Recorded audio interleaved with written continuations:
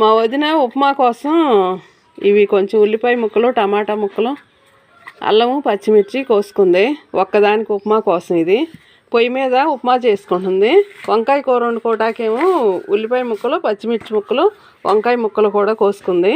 ఇప్పుడు ఇవి రెండు పొయ్యి మీద తయారు చేసుకుంటుంది. రాత్రి అవునవును, వర్షం పడిందిగా మరి.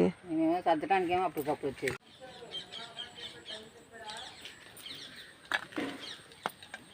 తెల్లగి వాడొద్దు అంటున్నారుగా వదిన.